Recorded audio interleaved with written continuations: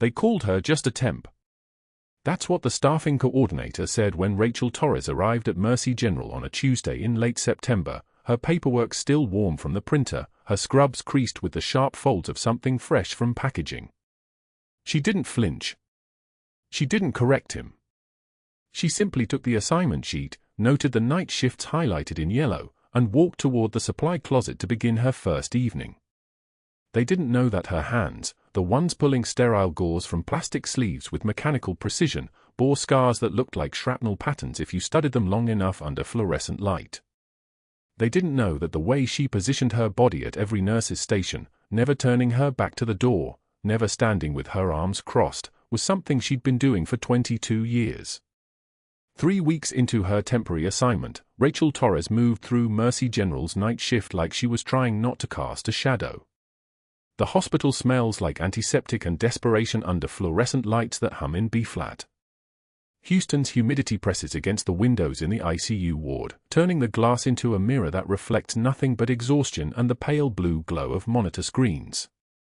Rachel stocked the crash cart at 2:13 a.m., each item placed with tactical precision, the 14-gauge angiocath needles in ascending order, the bear hugger warming blanket folded with hospital corners, the defibrillator pads arranged so nothing could jam if someone needed them in 6 seconds or less. Her movements were efficient. Her breathing was controlled. But there was a tremor in her left hand as she reached for the epinephrine vials, and she clenched her fist, held it steady for 3 full seconds, then continued working. Pain was information. Trembling was noise. She eliminated the noise. The ER nurse, Melissa, passed by pushing a stretcher. "You're getting faster," she said, not unkindly. "Give it another month and Sterling won't have anything to complain about." Rachel didn't respond. She'd learned in 3 weeks that silence was its own form of composure, that the people who filled every gap with reassurances were the ones who'd never survived a room that needed to stay quiet. She secured the crash cart's lock with a click, metal on metal, the sound of something closing definitively, and checked the time on the ancient wall clock, 2:52 a.m. She had 3 hours until morning rounds. Room 347 was on the 3rd floor, 2 corridors past the medication dispensary, a corner bed that faced the parking lot.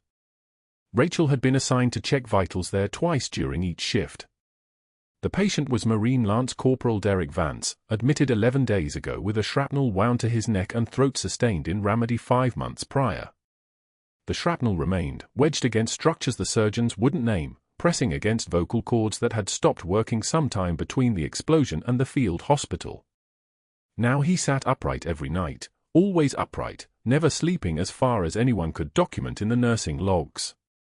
His eyes fixed on a pair of worn combat boots placed at exact right angles on his bedside table. Rachel pushed the vitals cart into room 347 at 3:14 a.m. and stopped in the doorway for exactly 3 seconds.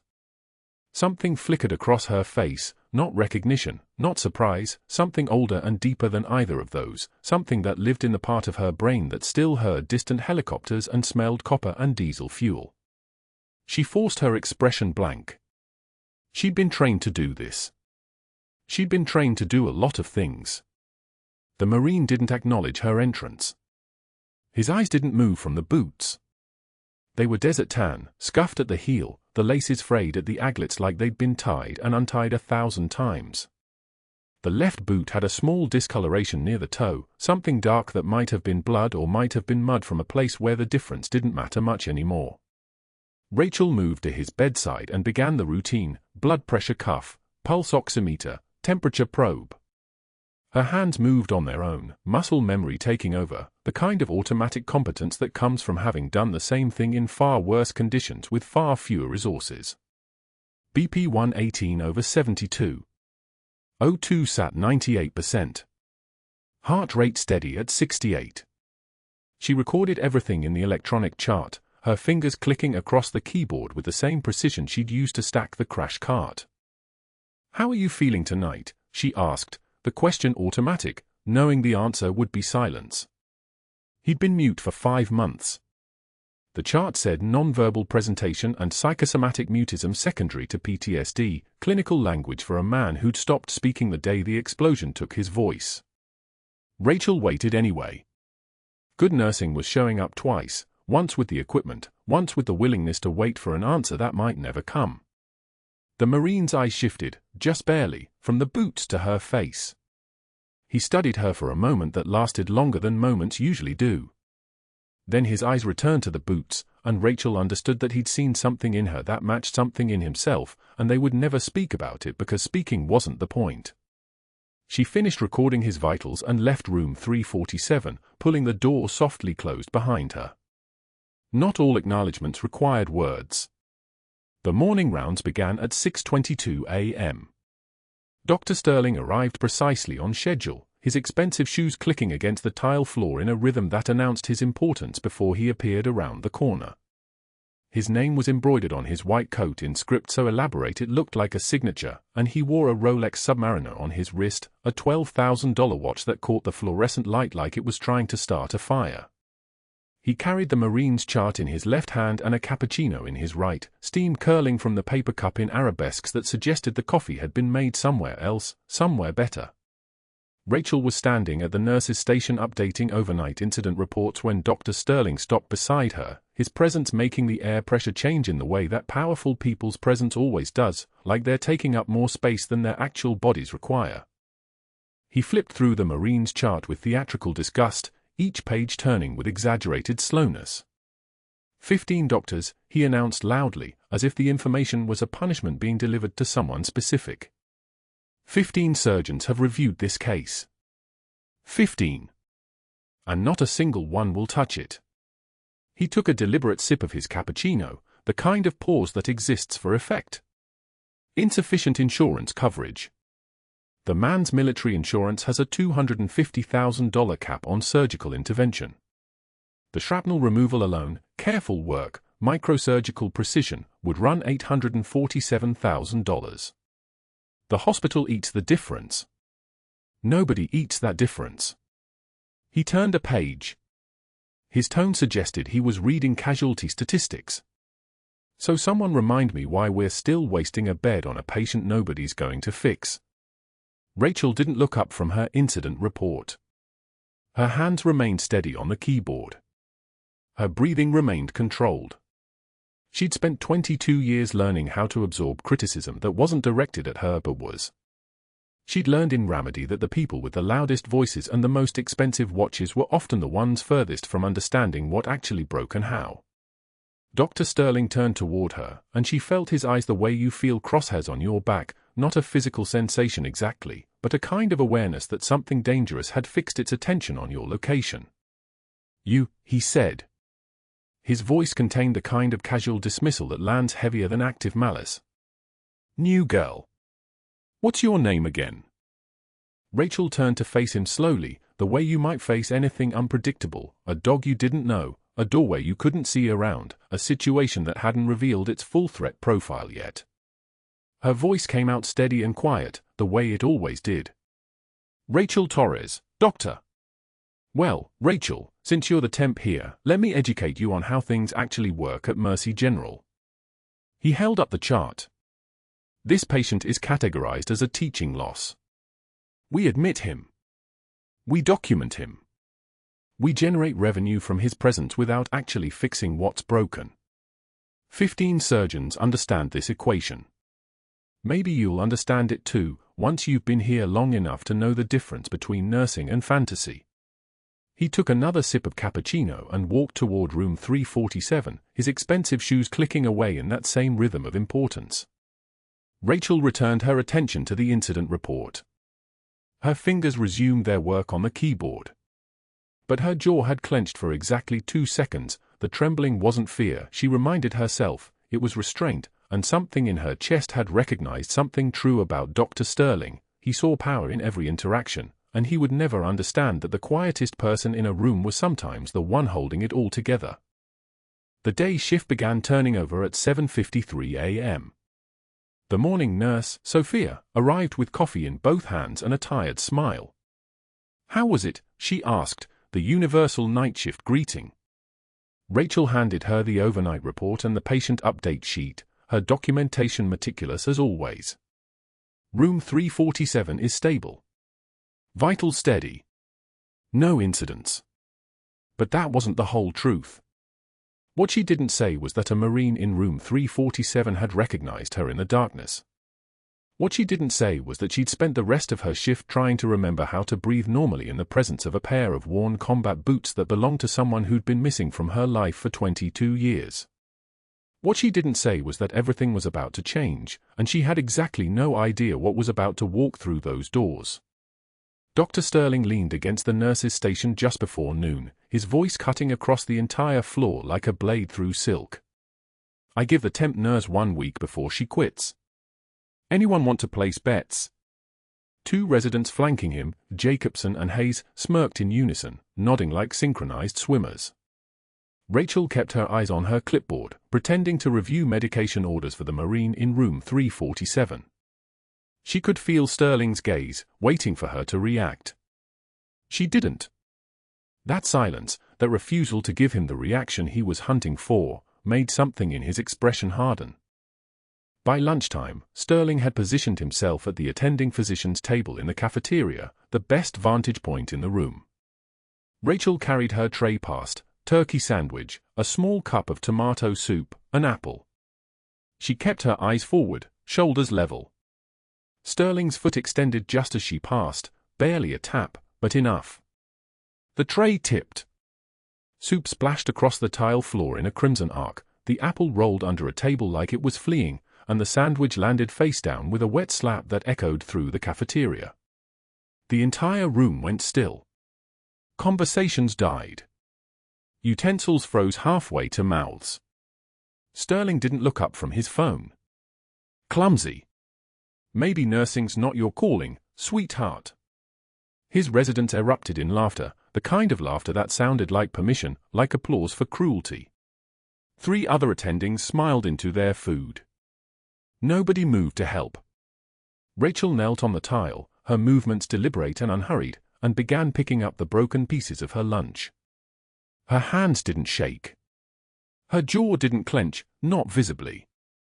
She wiped each piece of soup from the floor with napkins, methodical as a crime scene investigator documenting evidence. 20 people watched. 20 people said nothing. The fluorescent lights buzzed overhead like they were the only thing allowed to make sound. When she stood, the paper towel in her hand was soaked red. She threw it away without once looking at Sterling's table. She walked to the vending machine, bought a protein bar, and sat alone in a corner of the cafeteria. The rest of the room watched her. Some whispered. Some looked away. But something had shifted, a current running beneath the surface of the hospital, invisible but present, like the moment before a storm. That afternoon, Sterling appeared in the ICU medication room where Rachel was drawing up for milligrams of morphine in a 1 milliliter syringe. The Marine's chart was in his hand. He threw it at her feet, not dropped, threw, and paper scattered across the floor like snow. The sound was sharp. Deliberate. Clinical cruelty performed with precision. "Pick that up, sweetheart.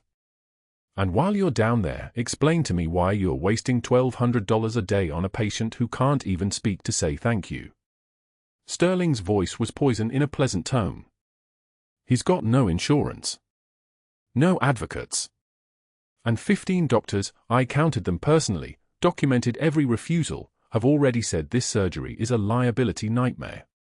A vocal cord procedure requiring experimental shrapnel extraction from a combat casualty with no family support? That's malpractice exposure, Torres. That's reputation risk. That's why 15 different surgeons, across 3 states, said no. So why exactly are you still here? Rachel set down the morphine syringe. Capped it. Turned to face him. Her composure was a thing you could touch, solid as bone, cold as operating room tile. She took one measured breath. A single tear escaped her left eye, just one, crystalline and solitary. She wiped it with her index finger without breaking eye contact. Her voice, when she spoke, was the voice of someone who had already survived the worst that the world could deliver. I've carried dying men through minefields, doctor. I can certainly handle your tantrums. Sterling's face went the color of raw meat. His mouth opened. Nothing came out.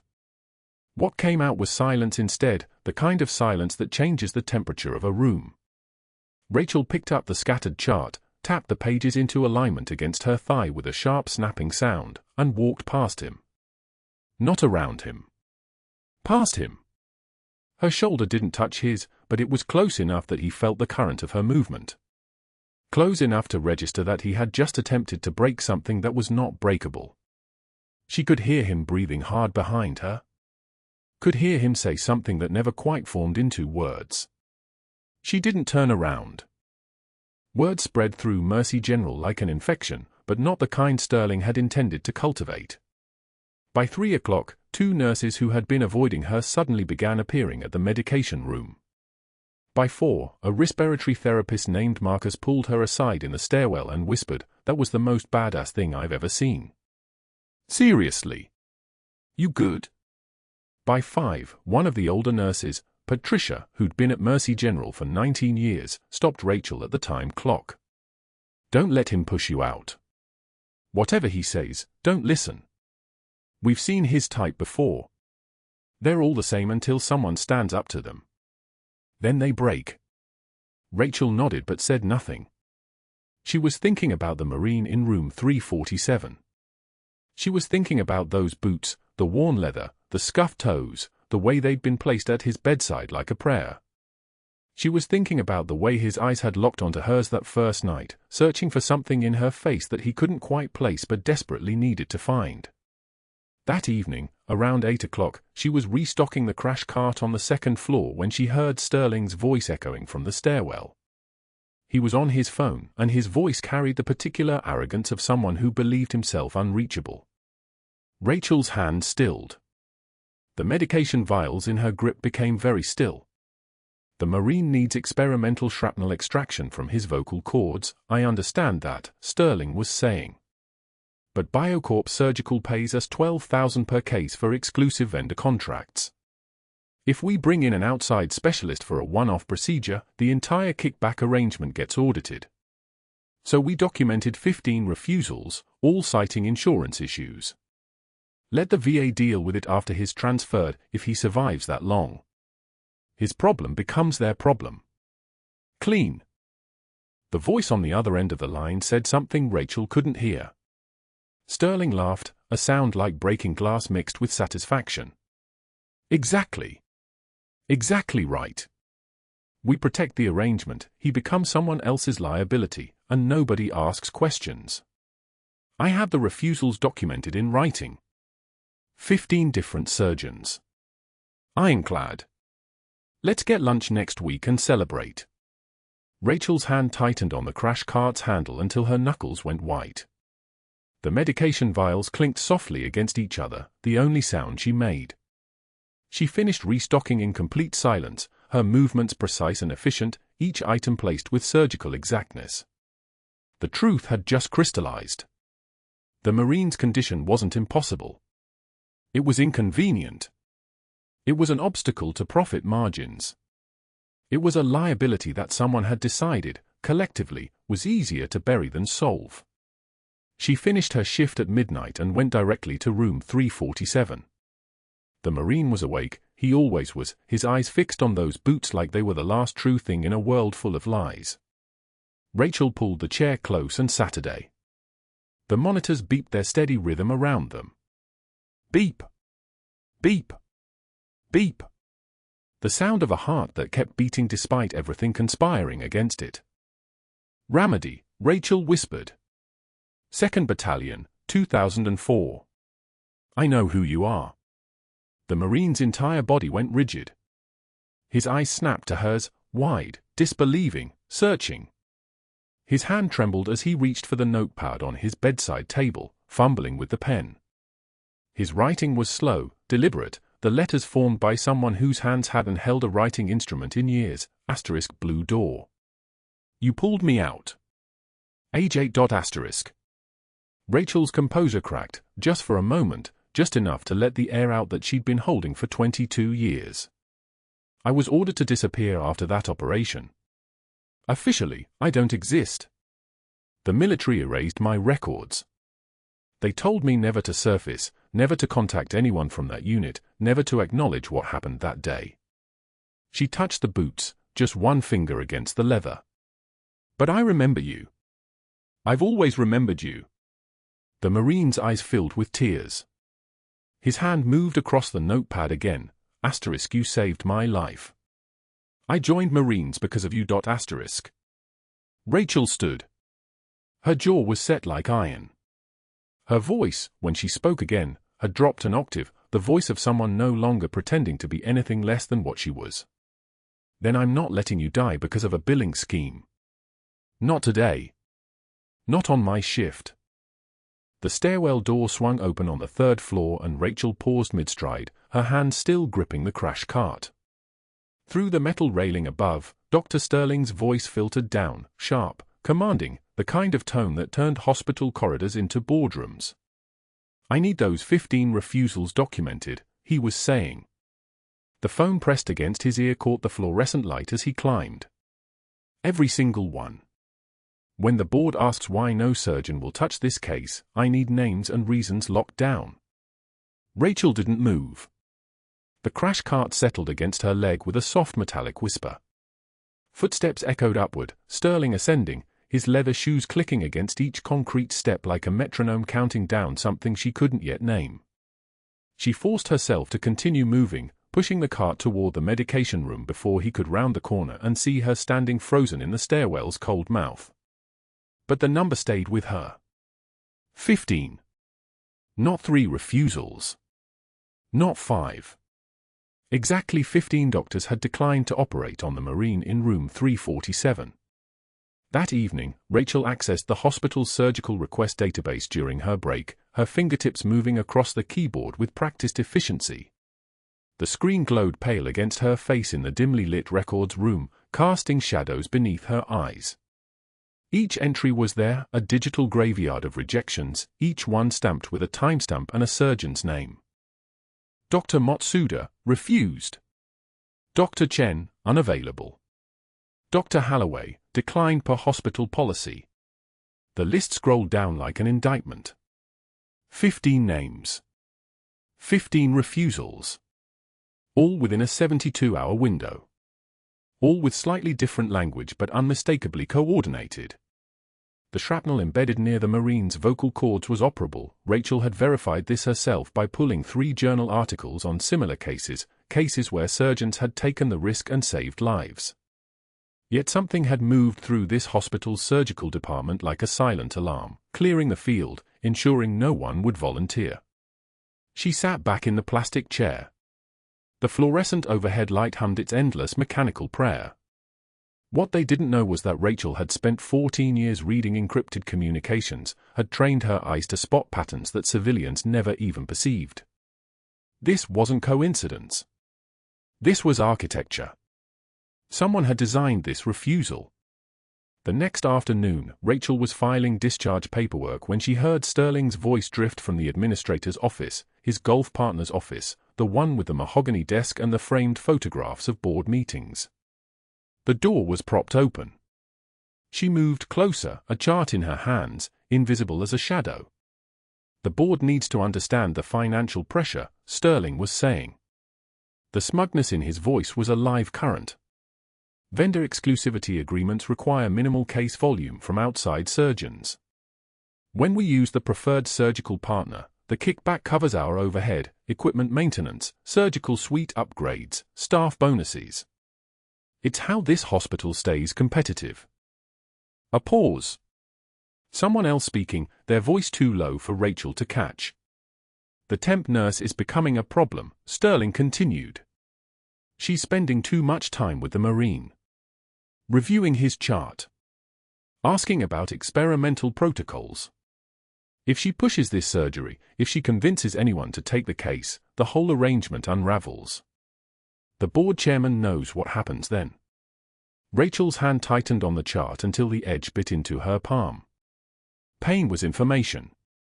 This pain told her that the architecture was bigger than one man's cruelty. This was institutional. This was a structure that had been built carefully, maintained deliberately, and was now willing to let a man's vocal cords deteriorate, possibly his life itself, to protect a financial arrangement worth far more than one Marine's speech. She turned away and walked back to the medication room. Her face was a mask. Her breathing was level. But something had shifted inside her, some internal balance point tipping from uncertainty into absolute clarity. The walls were closing in, but not in the way Sterling believed. That night, the Marine's breathing changed. Rachel was charting vitals when she heard it, a subtle shift in the rhythm of his respiration, a tension creeping into each inhale. She moved to his bedside and gently pressed her stethoscope against his chest. The breath sounds were clear, but his oxygen saturation sat at 92%. It should have been higher. He was on supplemental oxygen. Something was wrong. She reviewed his chart again, the same chart she'd studied a dozen times in the past week. The shrapnel positioning, that was the problem. The embedded fragments were migrating, settling lower, pressing harder against the surrounding tissue. Not just against his vocal cords anymore. She'd seen this pattern before in field medicine, in the days before her name was erased. Metal against tissue. Pressure building. Time running out like sand through a closing fist. Rachel pulled up Dr. Matsuda's contact information, the thoracic surgeon who trained in combat medicine, who understood unconventional wounds, who had written the protocols that saved lives in places where traditional surgery was impossible. She initiated a consult request, uploaded the Marine's imaging, typed a clinical summary with precise language that any experienced surgeon would recognize as urgent. 3 hours later, her request came back cancelled. The system notification appeared on her screen with a timestamp of 4:16 p.m. and a single line of explanation, consult request denied per chain of command authority. Rachel stared at that line for a long moment.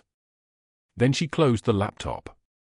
By 6 p.m., Sterling had sent her a formal written warning, printed on hospital letterhead, signed with his name in fountain pen.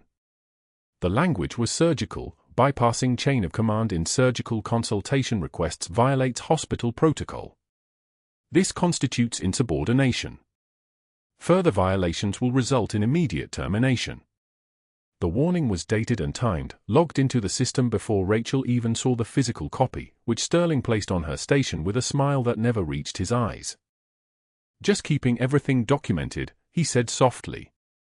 "For your protection, of course." Rachel accepted the page without comment. She tucked it into her pocket.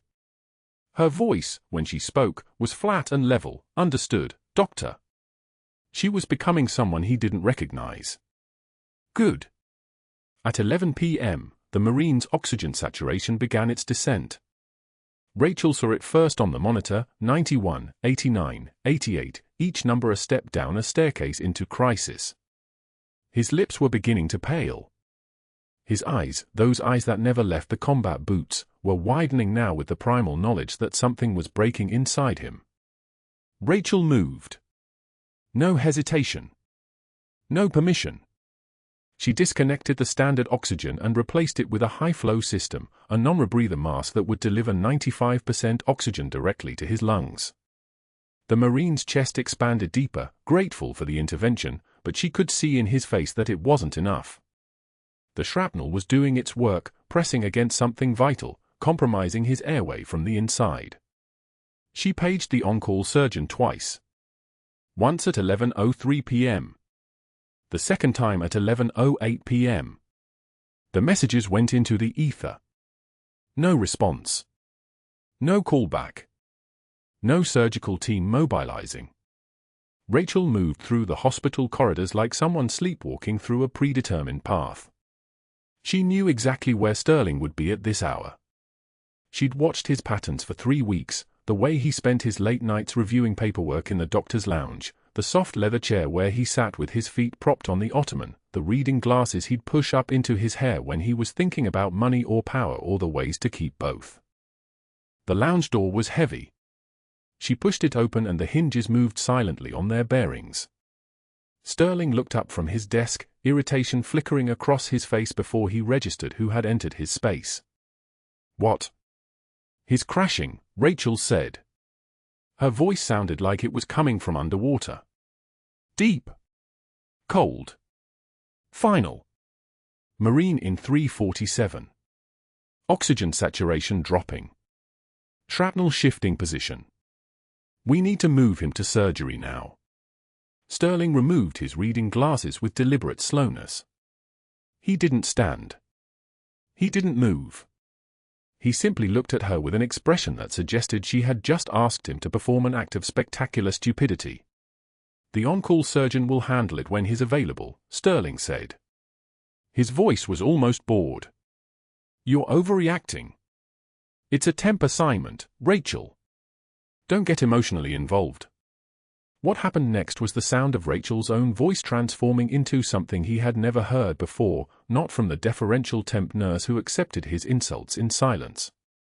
This voice carried the weight of 14 years underground, of decisions made under fire, of lives held in her hands in places where there were no policies and no protocols, only the choice between action and death. If you let him die, Rachel said, to protect your kickback scheme with the surgical vendor, I will make sure everyone knows exactly what happened here. Every board member. Every attorney. Every federal investigator with clearance to see your financial records. The silence that followed was absolute. The fluorescent light overhead buzzed like an insect trapped in glass. Sterling's jaw tightened. His eyes went flat in a way that told Rachel she had just crossed a line that couldn't be uncrossed. He stood slowly. His chair rolled backward and struck the wall with a soft thud. You just threatened a senior physician, Sterling said. His voice was quiet now, more dangerous than any shout could ever be. You're done here. Finished. Your temp assignment ends tonight. Security is being called. Rachel held his gaze for exactly 3 seconds. Then she turned and walked toward the door. Get the Marine to VA transfer, she said without looking back. Now. But that wasn't the worst part. Dr. Sterling sat in his office at 6:33 a.m., the hospital still half asleep around him, and made the first call that would dismantle Rachel Torres. The hospital board chairman answered on the third ring. Sterling's tone was measured, concerned, the voice of a senior physician protecting institutional standards. We have a credentialing problem, he said. The temp nurse in the ICU. Rachel Torres. I've documented 3 incidents of scope creep. Unauthorized procedures. I need her assignment terminated before we have a liability cascade. The chairman didn't ask which temp. Didn't ask for specifics. I'll call HR, he said. Sterling hung up and dialed the temp agency. This time his voice carried frustration, the exhausted tone of someone who'd tried everything else. The nurse you sent us has serious boundary issues, he said. I'm documenting disciplinary reports. Insubordination. Failure to follow chain of command. He paused for effect. I'm recommending we bring in an outside investigator to review her credentials before she places anyone else in our system. The agency director made a note. Made a promise. Made the call that would begin Rachel's erasure. By 7:15 a.m., Sterling had orchestrated the machinery. By noon, that machinery would grind forward with unstoppable momentum. But at 1:08 a.m., something happened that Sterling hadn't calculated. The monitor alarm in room 347 screamed like an animal in a slaughterhouse. Rachel was at the nurse's station reviewing labs when the sound hit her nervous system, not a bell, not a beep, but a sustained shriek that meant her patient's heart was suffocating. She was moving before her conscious mind caught up, muscle memory already routing her toward crisis. The Marine's oxygen saturation was dropping like a stone falling through dark water. His blood pressure flatlined at 63/41. His skin had gone the color of old bone. The ventilator wheezed its mechanical rhythm, but the lungs it was pumping weren't moving air into tissue, they were moving nothing into nothing. Cardiac tamponade. Blood collecting in the pericardial sac around his heart, compressing the chambers, strangling the organ until it couldn't pump. Code blue, Rachel said into the radio, her voice steady as a surgical laser. Room 347. Pericardial effusion, probable tamponade. I need cardiothoracic now. The on-call surgeon's name came back 3 seconds later, unavailable. In surgery. ETA 45 minutes. 45 minutes. The Marine had 90 seconds before his brain started dying from lack of perfusion. Rachel moved to the bedside and her hands stopped shaking. The trembling wasn't fear, it was restraint, the kind that comes from knowing exactly what needs to happen and being the only person in the room who can make it happen. She opened the bedside crash cart with movements that were hydraulic and precise, movements that belonged to someone who had assembled field surgical kits under mortar fire. Sterile gloves snapped on like skin switching. She prepped the ultrasound probe with trembling hands that suddenly went completely steady. Subcostal window, she murmured, moving the probe across his ribs, and there it was, the dark echo of fluid collecting in the sac, the compressed chambers of his heart barely moving. Probably 60, maybe 70 milliliters of blood where there should be nothing. She could save him right now. She could pick up the 18-gauge spinal needle waiting in the crash cart and drain the pericardial sac and buy his heart room to beat again. She could do it in 60 seconds. She could do it alone. She had done worse in alleys in Ramadi while rounds were coming through the windows. The code team hadn't arrived yet. The surgeon was still 43 minutes away. The Marine's pressure was 58/38. His pupils were fixed. Another 30 seconds and his brain would be dead even if his heart kept beating. Rachel's hands moved on their own.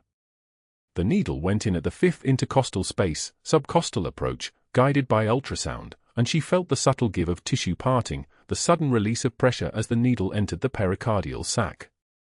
The hiss of air escaping.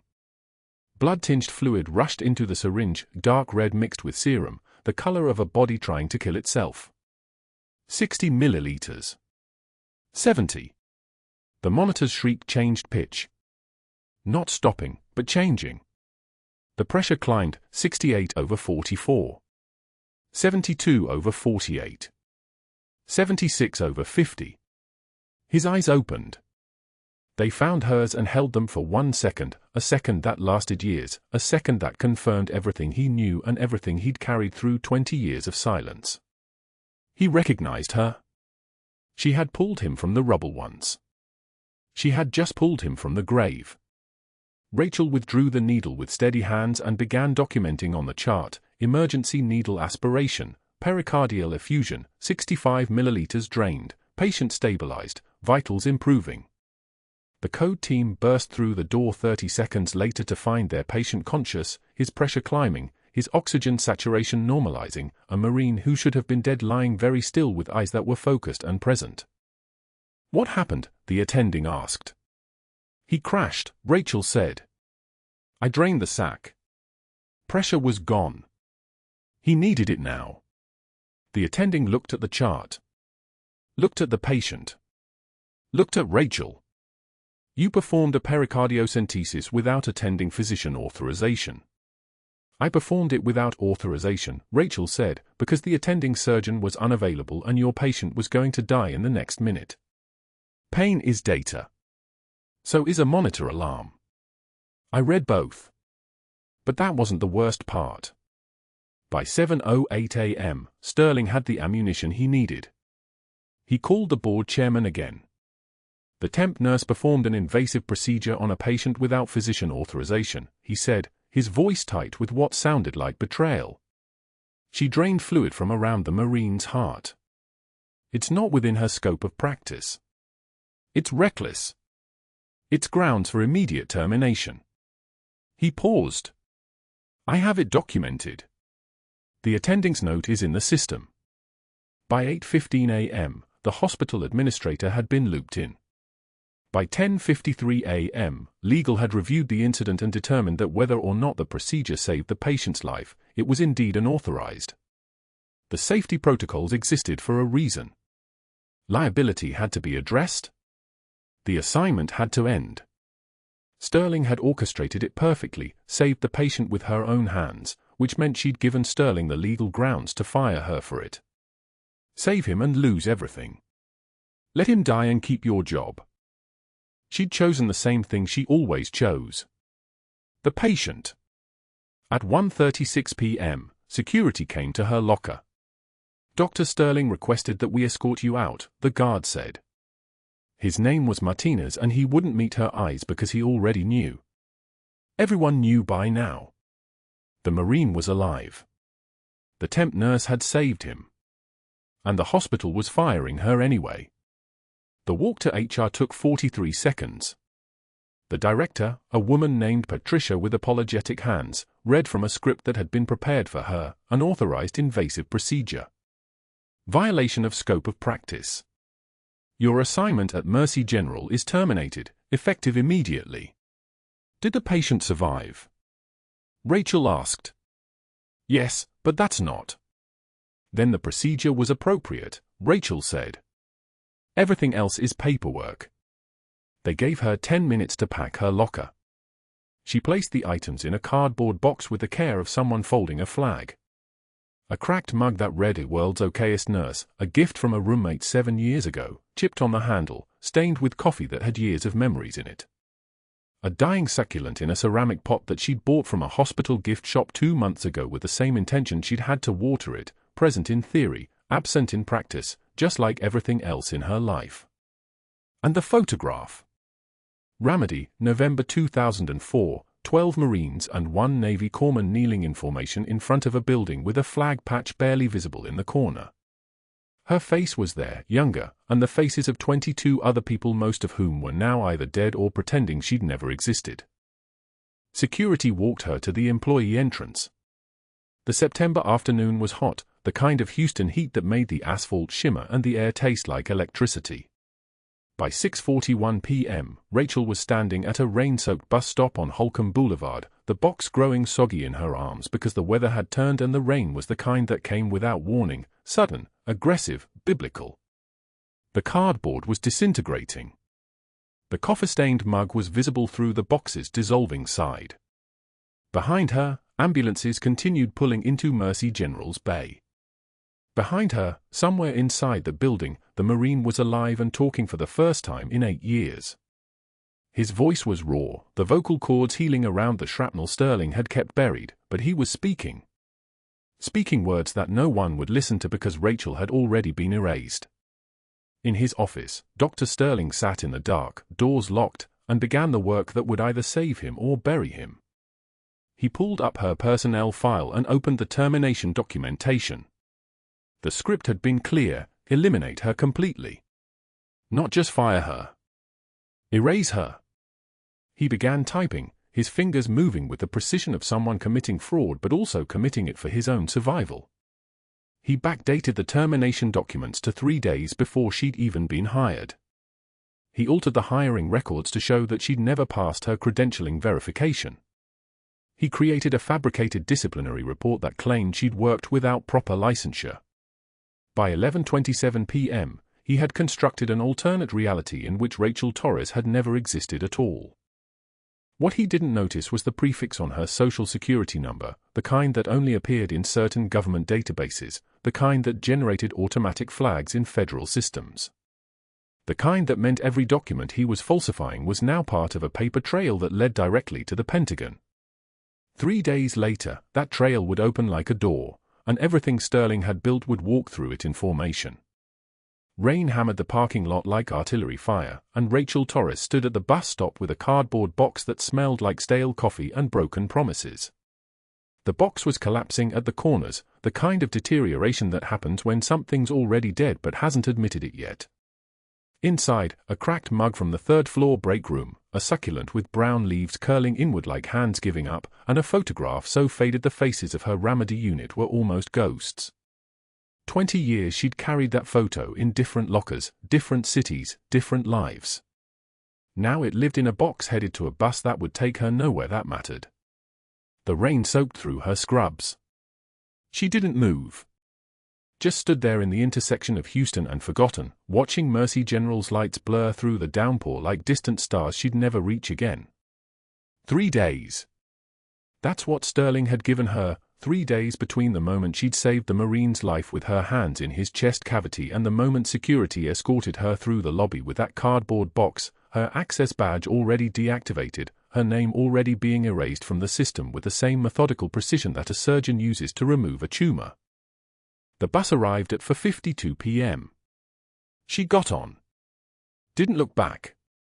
By Wednesday, Rachel was restocking shelves at a CVS on Westheimer, her name tag reading Rachel T because even temporary identities deserved some distance.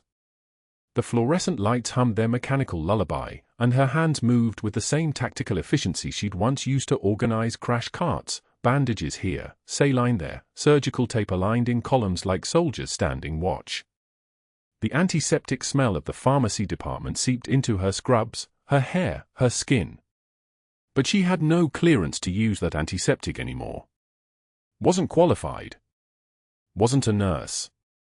Wasn't anyone. A customer asked her where the blood pressure cuffs were located. Rachel pointed, aisle 7, third shelf. The customer's eyes lingered on her for a moment, really looked at her, as if trying to place where they'd met before. Rachel had learned that look. It was the look of someone subconscious recognizing a shadow, a ghost, a person who'd been erased. She turned back to the shelves. Kept stocking. Kept breathing. She was alphabetizing antacids when the convoy pulled up outside Mercy General across the parking lot. 3 military vehicles in formation, that specific marine green that doesn't exist in civilian life. Rachel's hands stopped mid-shelf. The box cutter fell. Clattered against the tile with a sound like a dropped dream. From her position by the pharmacy window, she watched 2 figures in dress blue step out of the lead vehicle. Officers. The way they moved, that controlled, purposeful stride, meant this wasn't a social visit. Wasn't a courtesy call. They walked straight through the hospital entrance. Rachel didn't know why her heart was suddenly running tactical. Didn't know why her classified training was screaming at her to move, to prepare, to recognize the signature of something massive approaching. She just knew that rain-soaked feeling again, the one from the bus stop, the one that tastes like metal and recognition and doors about to open. The hospital's administrative office was on the 4th floor. Dr. Sterling would be there. He was always there by 5 p.m., reviewing case files for the surgical referrals he was blocking, documenting his refusals, protecting his kickback pipeline. The 2 Marine officers would take the elevator. Would walk the corridor with their uniforms pressing the air into submission. Would knock on Sterling's office door with the kind of authority that doesn't require permission. Rachel put down her inventory clipboard. Clocked out at 5:14 p.m. Drove back to the hospital in a borrowed Uber because her own car was a 2007 Civic that smelled like regret and spent lives. She parked in the visitor section, not the employee lot, never again, and made her way to the 4th floor through a stairwell that smelled like cleaning chemicals and dust. The hallway outside Sterling's office was quiet. Those doors were closed. She could see shadows moving inside through the frosted glass. She didn't approach. Just leaned against the wall across the corridor, invisible in scrubs that no longer meant anything, listening. 20 minutes later, the office door opened. The Marine who emerged first was the one from room 347. The one with eyes that never left the combat boots. He was holding a piece of paper, his hand trembling in a way that suggested whatever he'd written had cost him something beyond words. The 2 officers flanked him, one on each side, like human bookends holding something sacred in place. They walked past Rachel without seeing her. Soldiers rarely see people who've already decided to disappear. Inside Sterling's office, the hospital administrator was trembling worse than the Marine had been. Rachel could see him through the frosted glass, his hand shaking as he opened a filing cabinet. A filing cabinet that should have been locked. Should have been sealed. Should have contained records that didn't officially exist. The administrator's voice carried through the door, not the words, just the tone. The tone of someone reading a classified file aloud for the first time in 20 years. The tone of a man who'd realized he'd been sitting next to a ghost the entire time. Rachel pressed her back against the opposite wall. Closed her eyes. Felt the rain from the parking lot still dripping from her hair, still soaking through her borrowed scrubs. Felt the weight of the cardboard box that was no longer in her hands but had never left her chest. The Marine had written 7 words. She would learn this later, when the officer would find her in the pharmacy, when the paperwork would multiply like cells dividing, when the classified file would open like a door to a life she'd buried so carefully that even she'd forgotten it existed. 7 words: "She saved me in Ramadi, Senior Chief Torres." That was all it took. By 6:11 p.m., the hospital's general counsel had opened Rachel's military personnel file with hands that looked like they were handling an artifact from a museum of ghosts. Her voice, the lawyer's voice, carried through the 4th-floor corridor as she read aloud to the assembled administration. Not whispered. Not careful. Read the way you read epitaphs on monuments. Navy Cross. The highest naval decoration for valor in combat. Not for following orders. For exceeding them. For making decisions that classified documents still wouldn't describe. Silver Star. Awarded for gallantry in action. 2 Bronze Stars with valor. Presidential Unit Citation for Operation Phantom Fury. Words that had been redacted, removed, erased, classified so thoroughly that Rachel Torres had become a person who'd never existed to save a Marine who'd never been saved. Dr. Sterling's face went the color of hospital walls, not white, not gray, but that specific shade of institutional surrender. His hands were shaking. His lawyer was on the phone.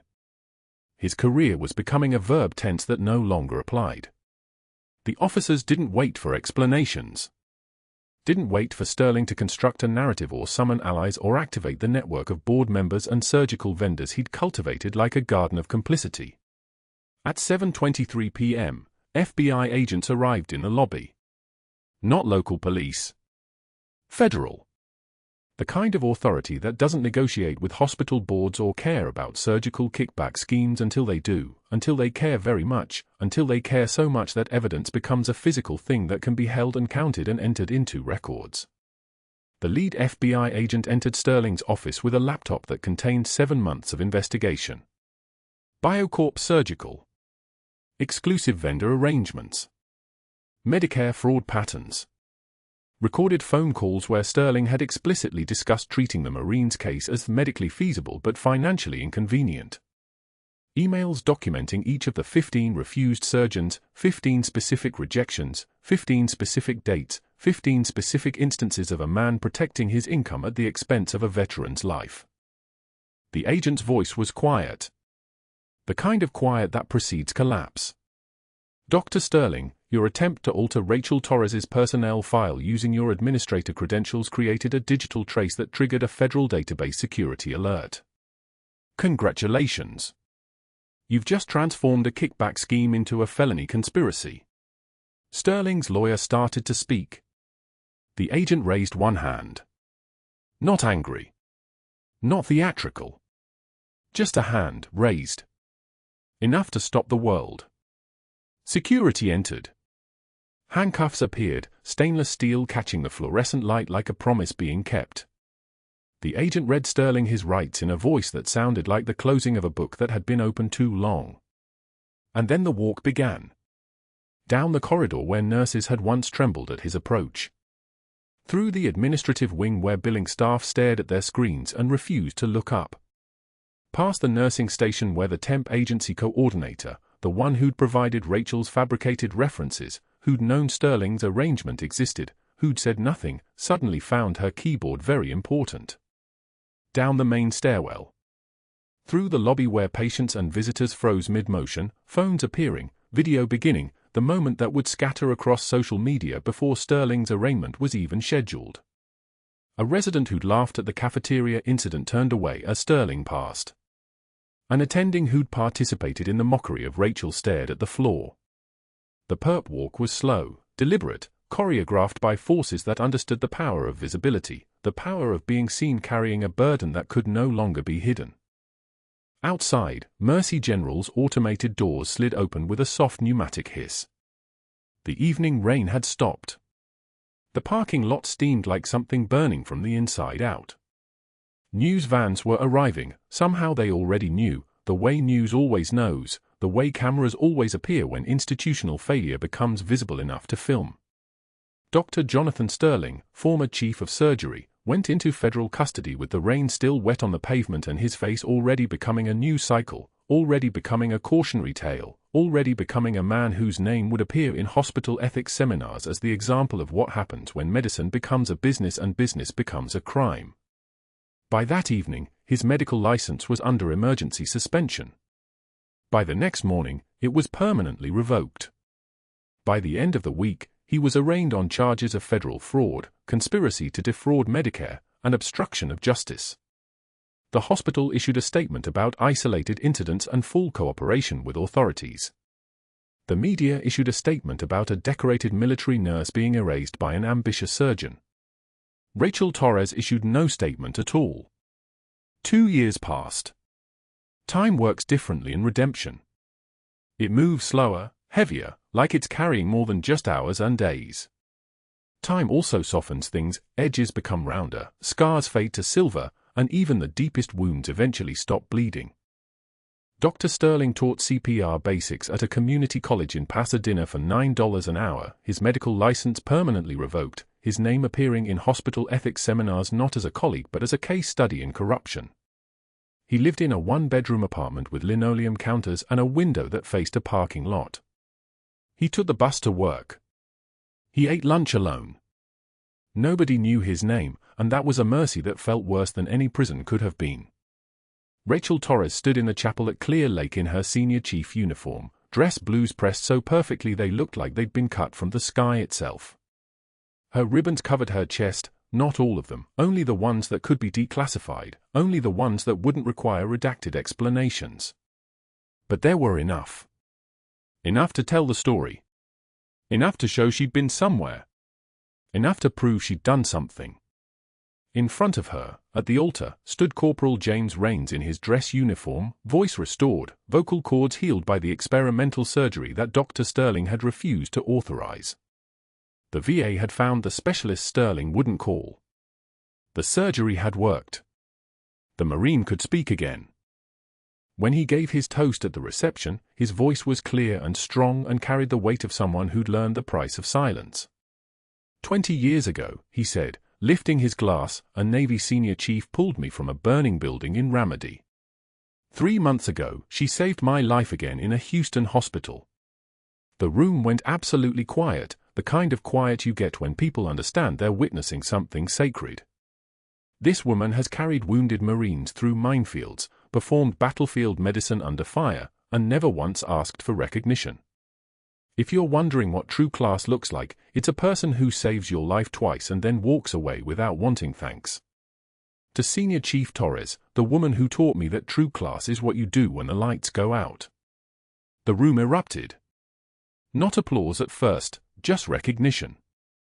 Just witnesses finally seeing what had been invisible.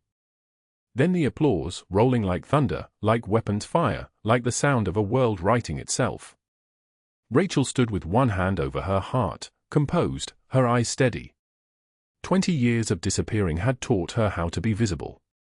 Behind the head table, in a shadow box mounted on mahogany, those worn combat boots from Ramadi were polished to a mirror shine, each scuff and stain preserved like scripture, with a brass plaque beneath them, Ramadi, 2004, some debts can never be repaid.